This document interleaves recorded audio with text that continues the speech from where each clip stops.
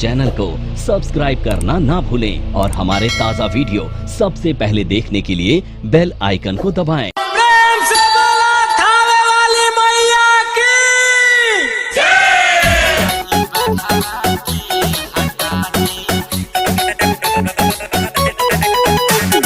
बोला बोला सच्चे दरबार की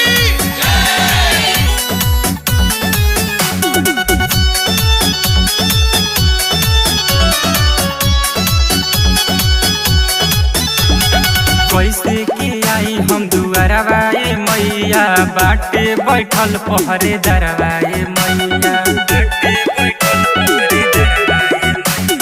कैसे के आई हम दुआरवाए मैया बाटे बैठल पहरे दरवाए मैया देखी के दाँतवाए कर गड़ बहर लागता माई बाघावा के हटा दी हमारा डर लागता। माई बाघावा के हटा दी हमारा डर लागता।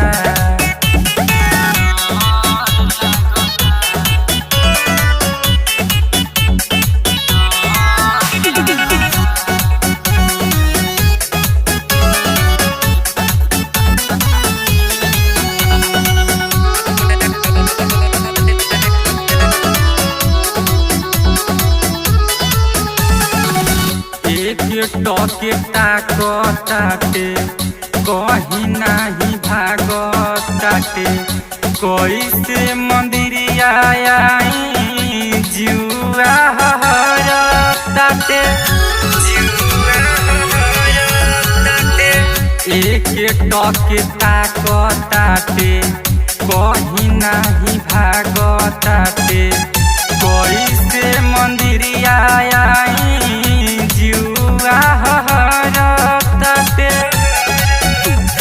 भक्तन के भीड़ बड़ी लमहर लगता। माई बाघावा के हटा दी हमारा डर लगता। माई बाघावा के हटा दी हमारा डर लगता।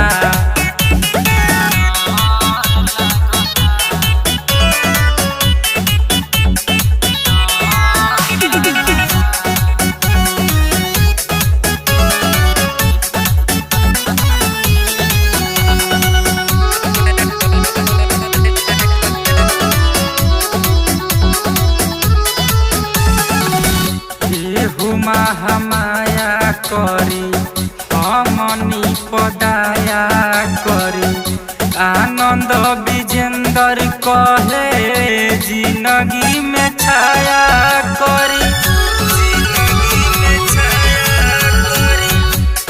हुमा हमाया करी हमनी पदाया करी आनंद विजेंदर कहे जिंदगी में छाया करी।